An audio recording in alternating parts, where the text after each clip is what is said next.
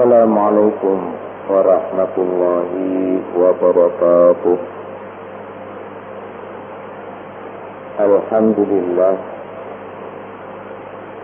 alladzi anzala ala 'abdil kitaba wa lam yaj'al lahu iwaja. Asyhadu an la ilaha illallah wahdahu la syarika lah wa asyhadu anna Muhammadan 'abduhu wa rasuluhu la nabiyya ba'dah. Allahumma shalli wa sallim wa barik ala Muhammad wa Muhammad kama shallaita wa sallamta wa barakta ala Ibrahim wa ali Ibrahim innaka Hamidum Majid. Amma ba'du, fa ya ibadallah ittaqullah.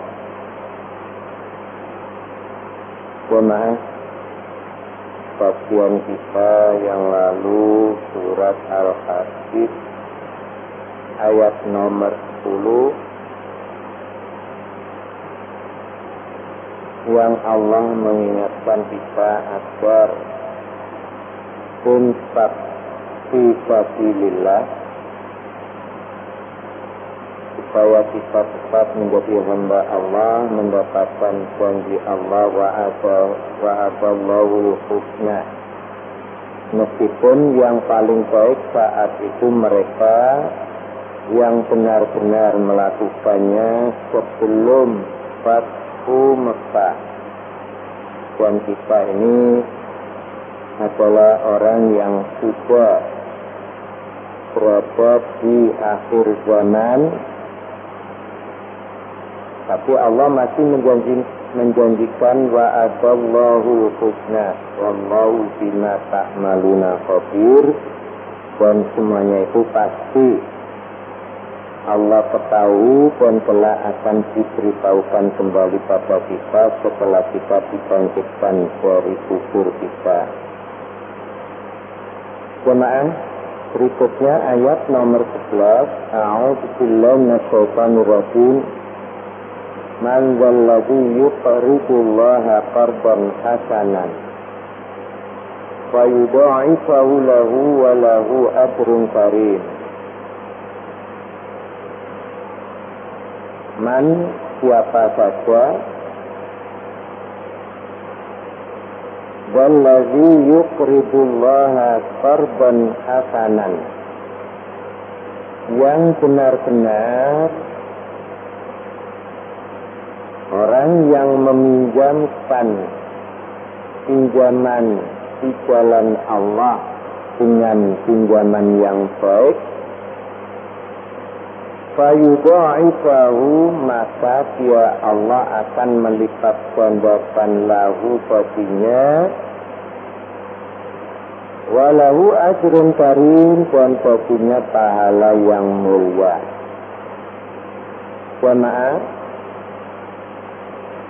kalau kita terjemahkan dengan bahasa Indonesia dengan bahasa yang bebas, qardon, yuqridu qardon, ini ada istilah bahasa umumnya kreditan. Jadi siapa yang mau mengkreditkan, hampir sama, kreditan itu kan pinjaman juga, kita mengkredit. Oleh karena itu di sini Allah menggunakan istilah yuqridullaha qardan hasanan, meminjamkan kepada Allah dengan pinjaman yang baik, sama dengan istilah yang lalu, yaitu menafkahkan atau meninfakkan. Memang semuanya itu berbunyi kepada Allah seolah-olah Allah yang butuh, padahal tidak demikian. Siapapun yang membelanjakan, mengkreditkan, meminjamkan hartanya di jalan Allah, maka janji Allah fayudha'ifahu, yudha'if itu melipat gandakan.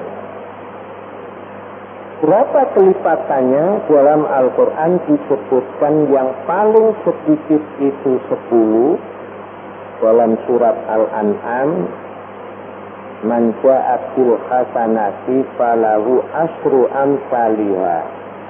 Siapa yang melakukan kebaikan satu, minimal Allah lipat gandakan 10. Yang paling banyak 700 yang bisa dihitung, yang digambarkan Allah dalam surat Al-Baqarah dengan Allah menggunakan perumpamaan, masalul ladzina yunfiquna amwalahum fi sabilillahi kamathali habbatin ambatat sab'a sanabila fi kulli sumbulatin mi'atu habba. Digambarkan seperti satu biji yang tumbuh nanti bisa bercabang sampai 7 sab'a sanabila. Setiap cabang itu akan tumbuh biji sampai 100. Berarti 7 kali 100, 700. Itu yang bisa dihitung. Dan yang tidak bisa dihitung seperti yang sekarang kita kasih. Fayudha'ifahu, berarti kelipatannya lebih dari 700. Wallahualam berapa jumlahnya, yang pasti semuanya itu akan dilakukan Allah seperti itu karena Allah sudah menjanjikan dalam ayatnya. Dan semua yang sudah Allah katakan dalam ayatnya itu tidak akan pernah diingkari oleh Allah. Innallaha la yukhliful mi'ad. Allah tidak pernah mengingkari janji. Yang menjadi masalah kita ini, sudahkah semuanya itu kita lakukan dengan ikhlas karena Allah? Sudahkah semuanya itu kita dasari dengan iman yang tauhid? Apalah artinya kita melakukan ibadah, baik ibadah yang kepada Allah maupun sesama manusia, baik yang berkaitan dengan harta kita maupun jiwa raga kita, semuanya ini kita belanjakan di jalan Allah. Kalau kita tidak ikhlas, tidak akan diterima Allah. Dan kalau kita tidak tergolong orang yang beriman, juga tidak akan diterima oleh Allah. Sebab amal ibadahnya orang kafir tidak akan diterima Allah. Meskipun mereka mengaku beragama dan beribadah dan mengaku ikhlas. Namanya orang yang kafir itu tidak akan diterima Allah ibadahnya. Sebab ketetapan Allah bagi mereka orang yang kafir itu adalah neraka. Inilah jemaah yang perlu kita perhatikan supaya kita tidak sia-sia hidup di dunia ini. Maka dengan keterangan ini menunjukkan apapun yang kita belanjakan di jalan Allah, yang kita lakukan kebaikan itu menurut Allah dan Rasul, Allah tidak akan menyia-nyiakan. Cuman yang menjadi masalah seringkali manusia berpikir, katakan kalau orang itu benar-benar menginfakkan, membelanjakan hartanya di jalan Allah, tahu-tahu di dunia ini hartanya semakin habis. Baik itu yang berupa wajib seperti zakat maupun sedekah. Tapi kenyataannya orang yang melakukan itu tidak semakin menjadi kaya raya, justru malah semakin bangkrut. Nah, seperti ini kadang-kadang orang tersebut mengeluh sampai suudzon kepada Allah. Mana janji Allah?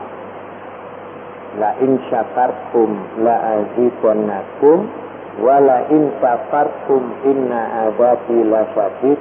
Jika kamu bersyukur, pastilah akan aku tambah, kata Allah. Jika kamu kufur, ingat siksaku amat sangat pedih. Disinilah kita harus benar-benar memahami balasan Allah tidak hanya di dunia ini. Seandainya kita memahami balasan Allah di dunia ini sudah merupakan balasan final, itulah kekeliruan kita. Sebab balasan yang final adalah di akhirat nanti. Orang yang benar-benar beriman dan beramal soleh, termasuk membelanjakan harta di jalan Allah, baik yang wajib maupun yang sunnah, zakat maupun sedekah, itu bagian dari amal soleh.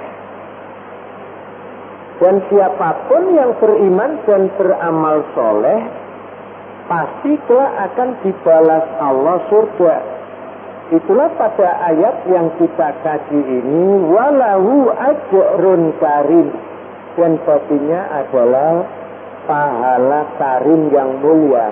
Pahala yang mulia itu adalah surga. Cuman kalau di dunia bisa jadi orang tersebut semakin bangkrut usahanya, semakin jatuh miskin, bisa jadi asalnya kaya raya. Tapi bukan berarti seperti itu Allah menyia-nyiakan, tidak. Kita harus kembali lagi pada permasalahan hidup di dunia ini adalah diuji Allah. Yang jelas ayatnya bolak-balik ya seperti itu juga yang disampaikan. Yang jelas untuk bisa kita memahaminya kalau kita membaca surat Al-Fajr. Ayatnya insya Allah nomor 15 dan nomor 16. Fa'ammal insanu idza mabtalahu rabbuhu fa'akramahu wa na'amahu fayaqulu rabbi akraman. Wa amma idza mabtalahu faqadara alaihi rizqahu fayaqulu rabbi ahanan. Adapun manusia apabila Tuhannya mengujinya, diberikan kemuliaan, diberikan kenikmatan, manusia sudah mengatakan Tuhanku memuliakanku. Tapi sebaliknya kata Allah ayat nomor 16, jika manusia Tuhannya mengujinya, dikurangi rezekinya, manusia berkata Tuhanku menghinakanku. Nah ini kalau PR menunggu. Padahal di situ Allah mengatakan dengan ubtalahu rabbuhu, Tuhannya mengujinya, yaitu Allah itu memang menguji manusia. Oleh karena itu hidup ini adalah ujian supaya kita benar-benar lulus, maka kita harus mencontoh Rasul sebagai suri tauladan. Jika kita hidup ini diuji Allah, hidup ini ujian, kemudian cara mengerjakan ujian kita tidak pernah mencontoh Rasul, dianggap Allah tidak lulus. Lain dengan ujian sekolah.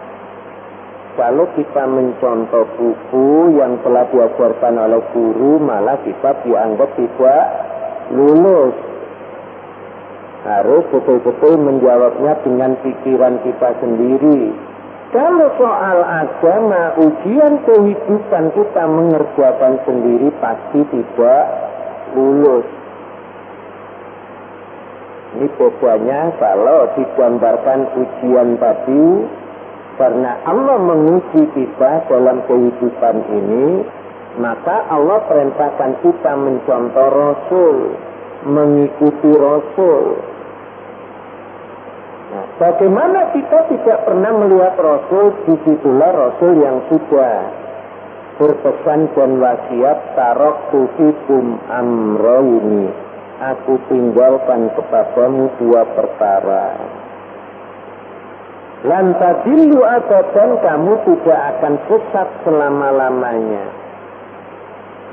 Intamasaktum bihima, jika kamu berpegang teguh kepada dua perkara itu, kitabullah wa sunnata rasulih, kitab Allah Al-Quran dan sunnah Rasulnya. Dengan cara itu berarti bahasa lain sekolah, ujian sekolah kita disuruh nyimpan buku kita, yang ada hanya kertas jawaban dan pulpen, soal diberikan guru kita kerjakan. Tapi kalau ujian kehidupan, justru kita disuruh membuka kitab Al-Quran dan kitab hadis. Disitulah yang kita disuruh belajar. Bahasa sekolah ujian kehidupan itu open book. Soalnya di situ, jawabannya juga di situ.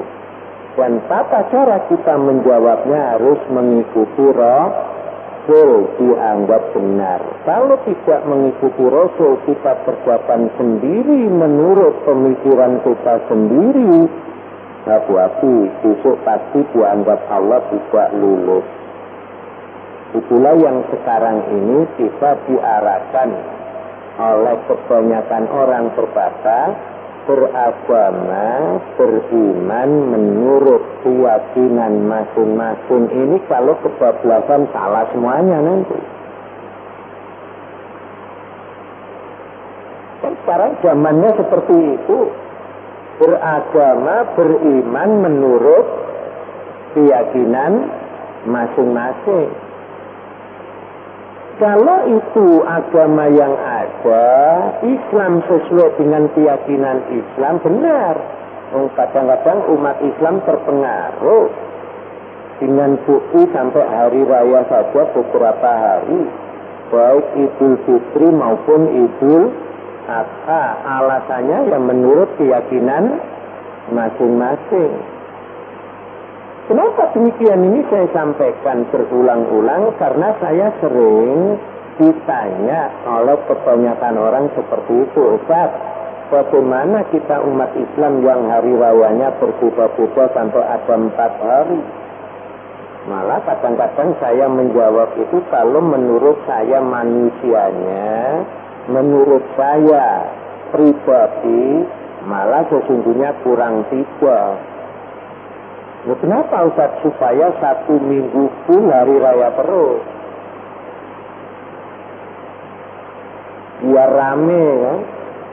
Kalau hari raya mulai Senin hari raya, Selasa hari raya, Rabu hari raya, Kamis hari raya, Jumat hari raya, Sabtu hari raya, Ahad hari raya, 1 minggu full hari raya terus. Tapi tetap nanti yang dinilai Allah yang sesuai dengan Allah dan Rasul. Ini yang pasti karena Rasul juga berpesan taraktu fikum amraini. Lebih-lebih sekarang ini banyak bermunculan ada orang yang maunya Quran saja, tidak mau hadis. Kelompok ini juga banyak. Ada yang katanya tidak usah belajar Quran, belajar hadis saja supaya kita bisa benar seperti Rasul. Lah ini juga keliru. Padahal Rasul tidak pernah berbicara dan wasiat seperti itu. Malah yang diwasiatkan Rasul 2 perkara. Oleh karena itu kita tidak boleh terpancing dengan macam-macam ucapan. Yang jelas kita kembali kepada Allah dan Rasulnya.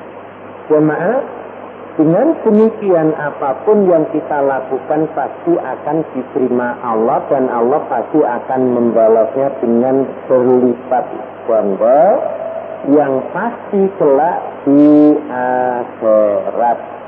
Kalau di dunia baik itu langsung dikabulkan Allah permintaan kita, maupun Allah tidak mengabulkan permintaan kita, bukan berarti Allah mengingkari janji, tidak. Karena di dunia itu sifatnya kita diuji oleh Allah.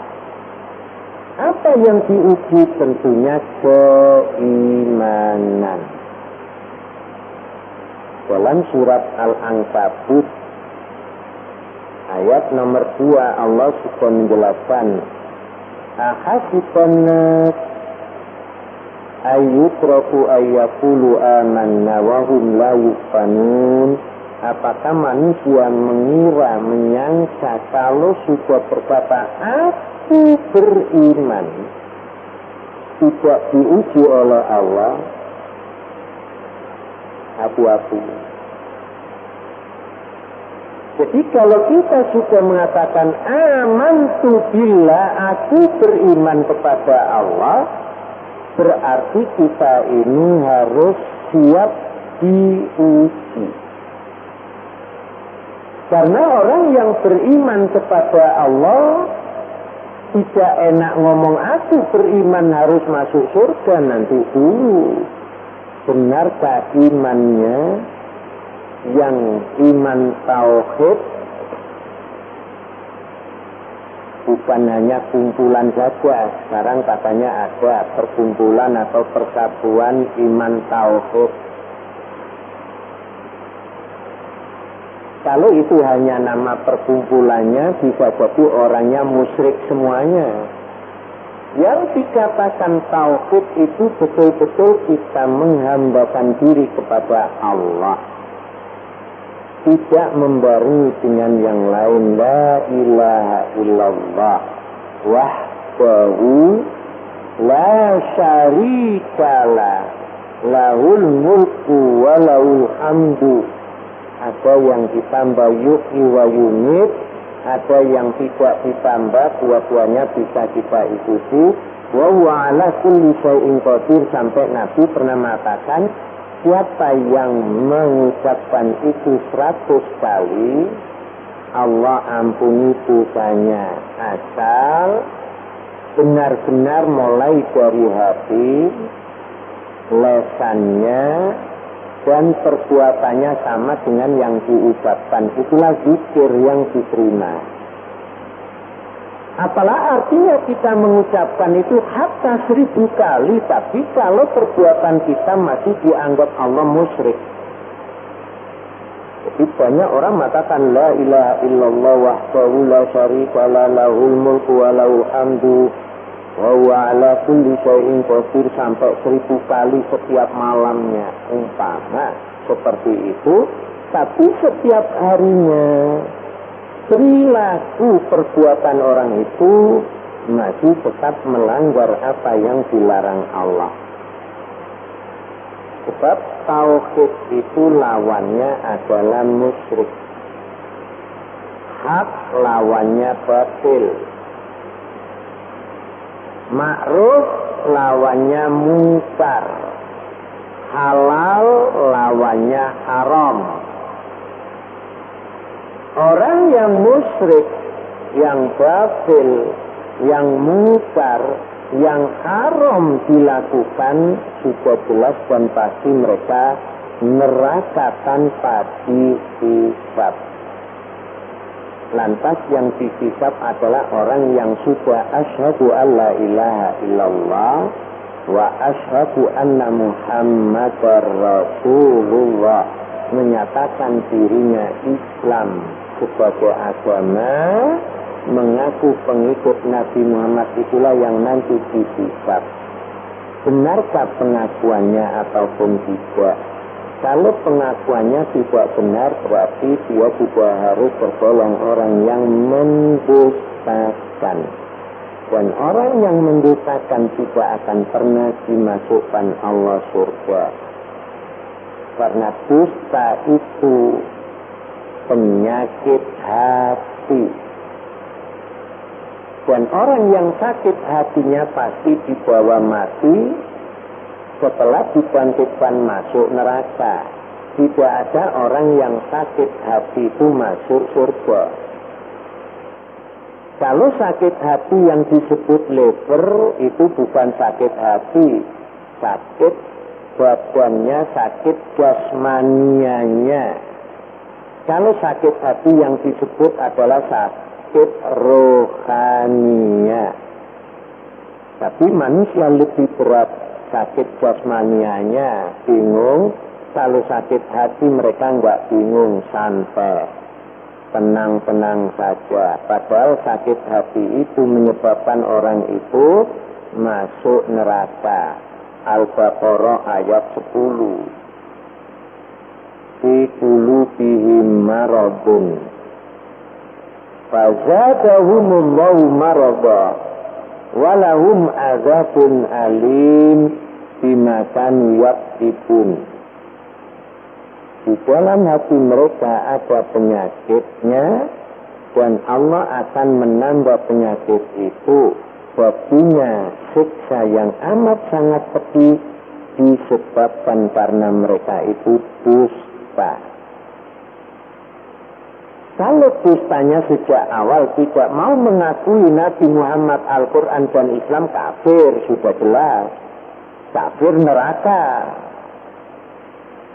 Tapi yang pendusta setelah mengatakan aku beriman, aku beragama Islam, aku mengikuti Rasul, ini juga sama nantinya dianggap Allah dusta juga kalau tidak tunduk patuh pada Allah dan Rasulnya.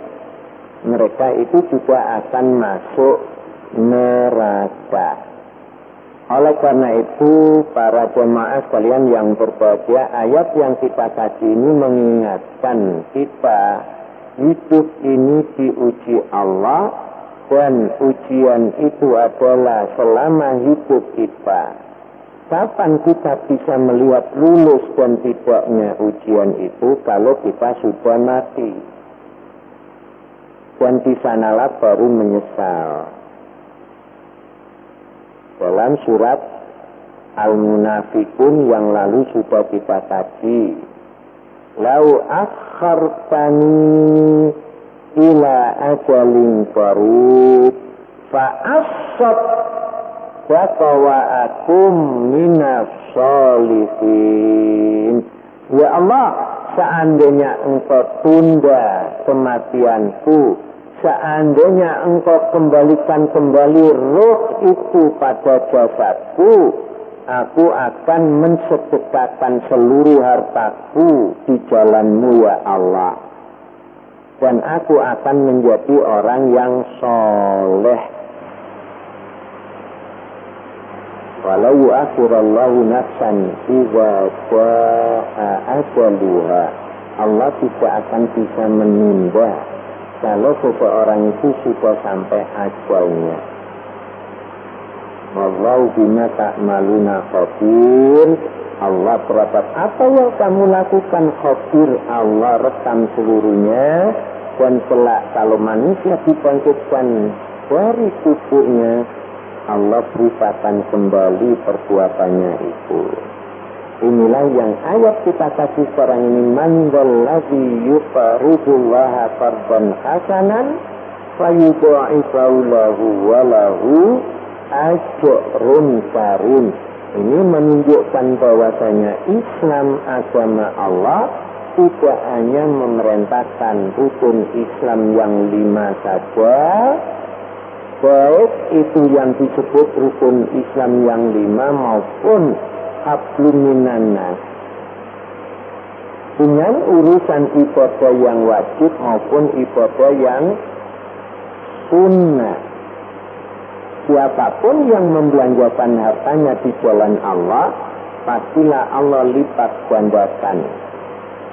Kelipatan ini bisa saja diberikan Allah di dunia, tapi ingat, kalau diberikan di dunia itu belum merupakan keberhasilan final. Itu masih bentuk ujian. Begitu pula kalau kita tidak mendapatkan balasan di dunia, katakan sampai harta kita habis dan bangkrut usaha kita, bukan berarti Allah menyia-nyiakan kita. Tidak, itu pun juga masih bentuk ujian. Tatkala diuji dengan kekayaan pangkat tinggi, bisa melakukan perintah Allah, tabungan baik. Ternyata setelah Allah habiskan hartanya, Allah bangkrutkan, Allah kurangi rezekinya sampai habis, kemudian jatuh miskin, menyesali ataupun tidak, itulah tetap yang akan dinilai Allah. Kalau keimanannya, ibadahnya tidak pernah mengalami pasang surut, tetap sesuai dengan apa yang diterima dari Allah, orang itu benar-benar mulia. Kaya raya taat pada Allah, miskin pun juga taat pada Allah, sesuai dengan apa yang Allah berikan kepadanya. Ulaika humul mu'minuna haqqan, itulah yang benar-benar beriman menurut Allah. Dan orang yang benar-benar beriman pastilah akan mendapatkan janji Allah yang besar, yaitu surga Jannatun Na'im. Demikian mungkin jemaah, mengingat waktunya saya berikan waktu untuk tanya jawab. Kalau ada monggo saya berikan. Daripada nanti saya lanjutkan ayat 12, waktunya enggak cukup juga, keterangannya kurang bisa pas sesuai yang kita harapkan. Silakan kalau ada yang perlu ditanyakan, monggo. Oh, monggo Bapak. Ya.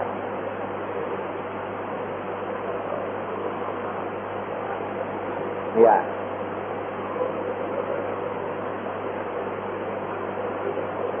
Ya. Masalah kitabnya surat Al-Qari'ah. Karena saya nggak bisa ngarang.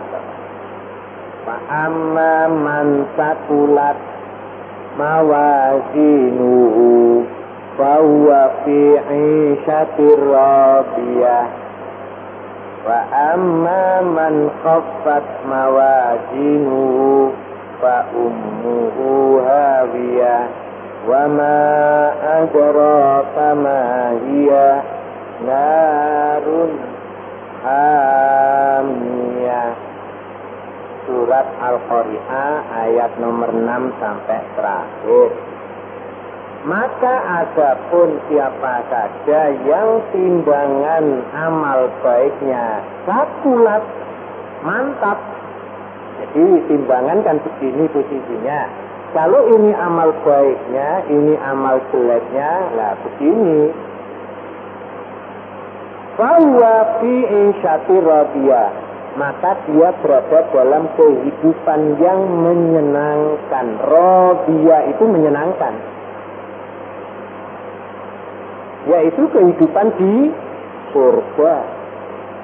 Makanya kalau ada orang namanya radiyah cemberut, tidak menyenangkan, bukan radiyah.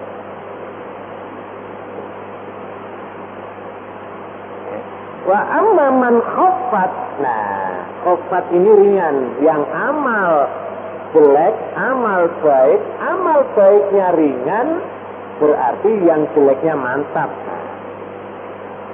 Fa ummuhu hawiyah, maka tempat kembalinya adalah hawiyah. Dunia ada hawa loh Bapak ya.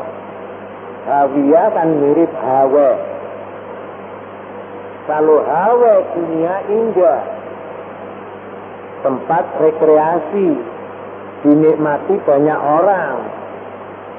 Tapi kalau hawiyah, Allah bertanya, wa ma adraka ma hiya, tahukah kamu apakah hawiyah? Seandainya Allah enggak menjawab, kita juga enggak akan tahu. Dijawab Allah, narun hamiyah. Itulah tadi saya katakan ujian kehidupan, caranya open book. Soalnya di situ, jawabannya di situ. Ujian sekolah buku disuruh masukkan, ngerpek dicoret. Tapi kalau ujian kehidupan, kalau kita tidak mencontoh Nabi, dianggap Allah tidak lulus. Karena kita rumongso pinter, ngerjakno dhewe, tambah salah. Nah? Itulah tadi diarahkan kebanyakan mengatakan beragama menurut keyakinan masing-masing. Nah ini nek cara Surabaya niku beragama sak karepe dhewe. Ini yang malah hancur. Jadi itulah caranya Allah menghitung, Bapak. Biarpun kesalahan satu, tapi kalau ditimbang satu ini mantap, hangus yang banyak. Logikanya menurut pikiran kita, karena diliputi hawa nafsu, seolah-olah yang banyak itu mantap. Belum tentu. Bapak, kalau saya tanyakan, sapuk 1 kilo dengan besi 1 kilo banyak mana?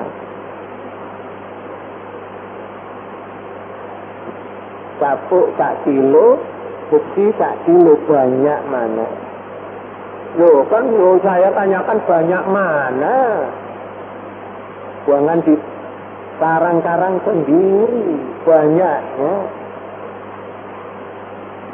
Oh enggak sama, banyak kapuk. Kalau beratnya sama, makanya sesuatu yang banyak belum tentu berat. Satu, tapi berat, mantap. Contoh apa dalam hal dosa? Riya. Riya itu kemusyrikan paling kecil, tapi menghapus sholat. Kecil itu biasanya jumlahnya sedikit, tapi ditimbang mantap.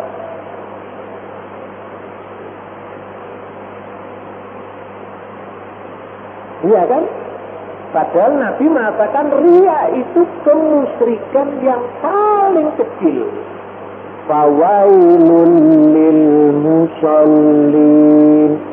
Neraka orang yang sholat, apalagi yang nggak pernah sholat. Orang yang nggak pernah sholat mati minta disolati. Kalau nggak disolati ngamuk kabeh. Nah, inilah wong nakalan. Hidup nggak pernah sholat mati minta disolati. Ini hidup yang gambling ini. Hanya taruhan tok, untung-untungan. Syukur nanti kalau diterima, jelas nggak diterima. Kok main gambling, taruhan. Soal diterima nggak diterima urusan Allah. Lu jelas Allah nggak menerima kok soal diterima. Ini kan omongan yang ngawuri ya, ngawur. Yang sholat aja diancam neraka, wong sing nggak sholat ingin masuk surga dari mana? Yang bagaimana orang sholat kok bisa celaka? Sahun itu sembrono, Bapak Bowo itu. Bahasa Indonesianya apa, Pak? Sembrono. Bukan sembrana, kan? Orang itu sembrana, masa? Sembrono dalam hal apa? Contoh, sholat sekali berjamaah, Nabi menyatakan berapa derajat? 27 derajat. Orang bekerja korupsi. Saya korupsi 1 miliar, paling dosanya 10, susuk itulah. Wah ini sembrono ini. Dosa pahala dihitung sendiri. Beranggapan kalau sholat sekali berjamaah 27, kalau mengambil hak orang lain korupsi katakan 1 miliar, dinilai dosa mek 10, berarti 27 dikurangi 10 bari 17, sisanya 17. Lah inilah sembrono. Makanya sekarang pendel-pendel karena bisnis pahala. Antara dosa dan pahala dihitung sendiri loh. Ini loh lancangnya manusia di sini. Sebab yang berhak menghitung Allah, inna ilaina iyabahum, umma inna alaina hisabahum. Mereka manusia kembali kepadaku, kata Allah, dan akulah yang menghisabnya. Cara menghisabnya sudah dijelaskan Allah, ditimbang. Bukan main plus negatif, positif negatif, tidak. Sholat berjamaah plus 27, korupsi 1 miliar min 10, berarti sisanya 17. Kalau satu hari satu malam berjamaah terus 27 kali 5. Kalau saya korupsi 1 triliun, paling-paling dosa saya 100, masih ada sisa 35. Keuntung. Lah ini kendel gak karu-karuan sekarang ini. Karena sembrono tadi. Antara dosa dan pahala dihitung-hitung sendiri. Insya Allah demikian Bapak, itulah caranya Allah menghitung. Kalau saya mengarang sendiri tidak bisa, karena Allah sudah menguraikan dalam Al-Quran. Dan riya itu adalah kemusyrikan yang paling kecil kata Nabi. Dan riya itu menghapuskan amal ibadah. Orang haji riya, hancur hajinya. Orang sholat riya, hancur sholatnya. Dan seterusnya, ibadah apapun kalau tidak ikhlas karena Allah, tidak akan diterima Allah. Wa ma umiru illa liya'budullaha mukhlisina lahuddin. Dan mereka manusia tidak diperintah Allah kecuali beribadah dengan cara yang ikhlas. Siapa orang yang bisa ikhlas? Hanyalah orang yang tauhid. Jelas Bapak? Silakan kalau ada unek-unek lagi silakan. Monggo silakan. Waalaikumsalam warahmatullahi wabarakatuh. Agak keras sedikit kok. Ya.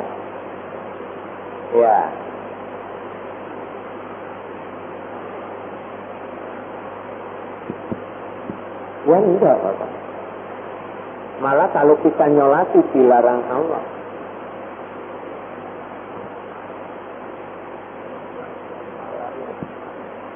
Agama lain. Maksudnya begitu agama lain. Jangan.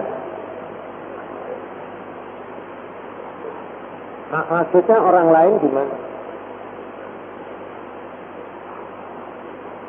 Ya, kalau mereka itu sesama agama Islam, tapi orang yang mati tidak sholat itu aja dilarang Allah.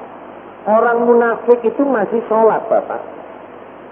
Zaman Nabi Abdullah bin Ubay bin Salul itu ya sholat, ya bisa baca Quran. Tapi saat meninggalnya Allah melarang Nabi menyolatinya.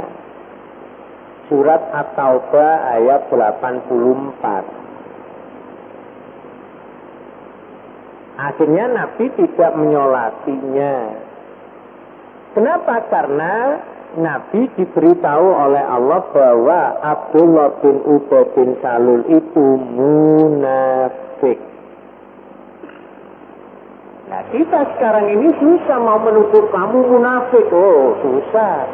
Kenapa kok susah? Karena syariat Islam sudah ditolak oleh orang munafik. Jangan memberlakukan syariat Islam dalam kehidupan.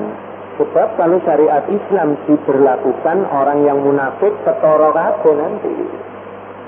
Nah, selama ini orang yang munafik kita tidak bisa mengetahui.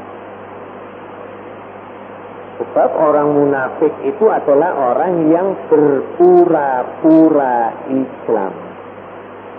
Jadi orang munafik itu hanya orang yang pakai topengnya Islam. Kalau topengnya dicopot, dia itu kafir.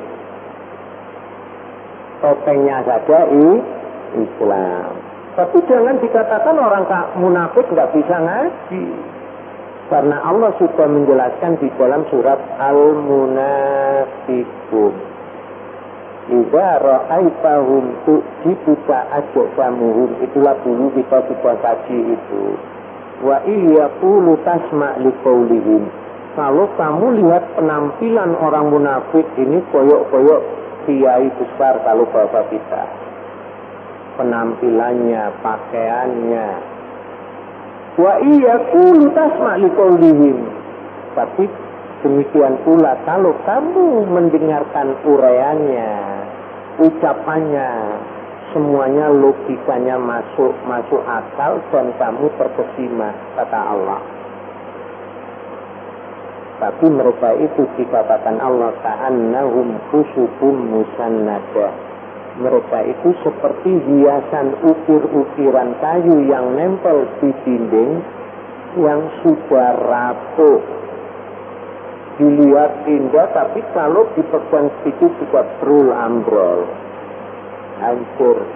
Itulah gambaran Allah bagi orang munafik. Hanya luarnya saja Islam, batinnya kafir. Itulah makna munafik. Makanya orang munafik diancam Allah neraka yang paling bawah. Surat An-Nisa ayat 145. Innal munafiqina fi dharkil asfali minan nar. Sungguh orang munafik itu busuk berada di neraka yang paling bawah. Makanya Nabi dilarang menyolatinya. Apalagi yang tidak pernah sholat. Ampun, bisa dipahami Bapak? Inilah yang tidak pernah kita amalkan dalam kehidupan. Itu tadi bahasanya. Sebab kita nggak boleh menghakimi sendiri loh. Quran sudah jelas. Kok kita dikatakan menghakimi sendiri? Dan orang itu sudah jelas nggak sholat. Siapa yang menjadi saksi? Keluarganya sendiri.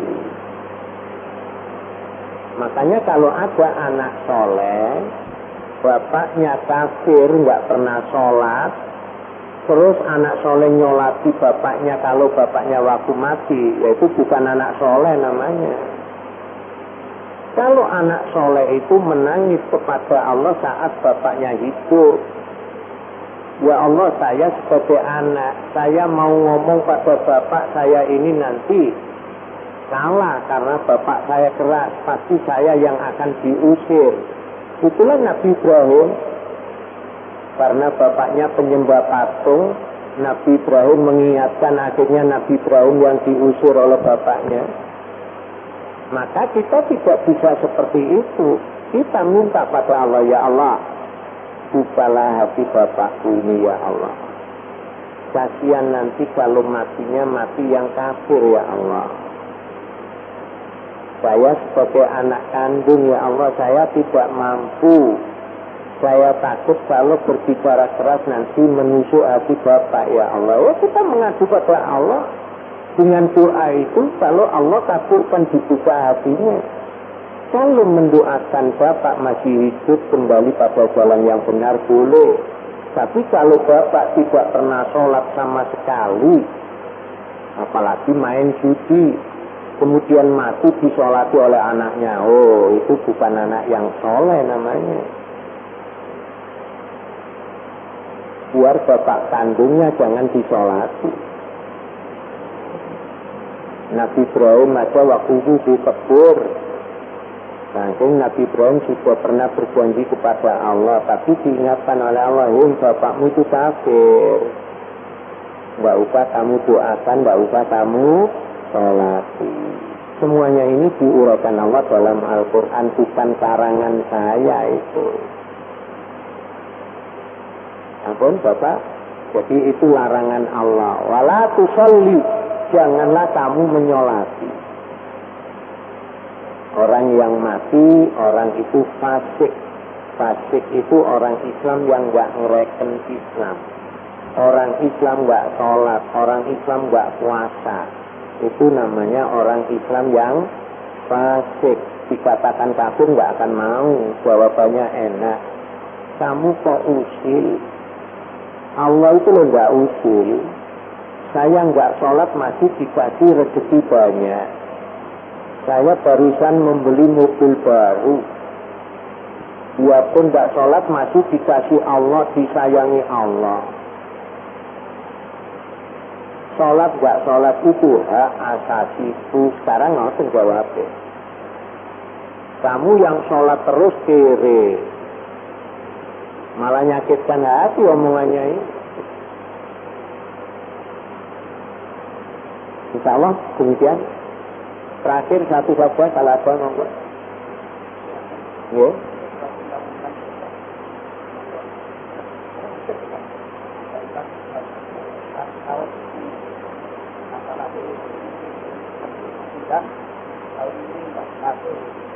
Ya silakan, tanggung jawabnya besok di hadapan Allah. Nek sampean melok mendukung dari Allah, lho kan dukung pisan ya tak lebokno neraka pisan. Yang membuat dan yang mendukung sama, hati-hati loh Bapak. Allah tuh tahu loh orang yang mendukung dan yang tidak. Sebab Nabi sudah mengatakan man ra'a minkumul munkaran falyughayyirhu biyadihi. Siapa yang melihat kemungkaran harus merombaknya dengan kekuasaannya. Fa illam yastati fa bilisanihi, kalau tidak mampu dengan lesannya. Fa illam yastati fa biqalbi, kalau tidak mampu dengan hatinya. Hati yang bagaimana? Hati yang ingkar dengan kemungkaran, bukan malah meng-ACC, mendukung. Kalau ada orang mendukung kemungkaran, sama dengan pelaku. Mendukung kemungkaran sama dengan pelakunya. Makanya kata Nabi, yang nomor 3 itu adhaful iman. Kita mengingkari saja dianggap juga adhaful iman. Karena kita berada pada tahapan ketiga. Mudah-mudahan dengan adhaful iman itu masih dikasih sayangi Allah. Tapi menurut kita sendiri berpikir, apakah ya pantas orang yang imannya paling lemah itu masuk surga? Ya mudah-mudahan aja dipantaskan Allah kan gitu. Menurut akal juga pantas. Nah ini lewat monggo. Karena yang dinilai dulu iman Bapak. Iman yang tauhid, iman yang kuat. Insya Allah demikian Bapak. Yang membuat sudah jelas, kalau salah ya bertanggung jawab pada Allah. Tidak ada orang berbuat sesuatu tidak dipertanggungjawabkan pada Allah, tidak ada. Kecuali orang kafir sudah ditetapkan mereka neraka. Kalau kita orang yang mengaku beragama Islam, biarpun kita jadi presiden, besok tanggung jawab pada Allah. Bukan sekedar tanggung jawab pada rakyat. Kalau tanggung jawab pada rakyat enak Pak, rakyat bisa ditujui. Tapi kadang-kadang rakyatnya ya gitu, dikandani yang benar itu gak dipercaya. Nek dikandani gak benar, ditujui malah seneng ya, kok dopene itu. Nabi dawuh, kalau ada pemimpin mati, matinya menipu rakyatnya, haram surga. Di hadis lain, Nabi dawuh, kalau ada pemimpin mati dan matinya menipu rakyatnya, haram bau surga. Ambune tok niku haram. Itu sekarang jadi royoan. Wah, mudah-mudahan mereka itu sabar kembali pada jalan Allah, agar kita bisa merasakan ketentraman hidup ini dipimpin oleh pemimpin yang benar-benar takwa kepada Allah. Dan kita harus mendukung siapapun yang bertakwa kepada Allah. Mudah-mudahan Allah memberikan kita jalan yang lurus dan mempertahankan jalan yang lurus itu agar kita berbahagia di dunia ini maupun di akhirat nanti. Assalamualaikum warahmatullahi wabarakatuh.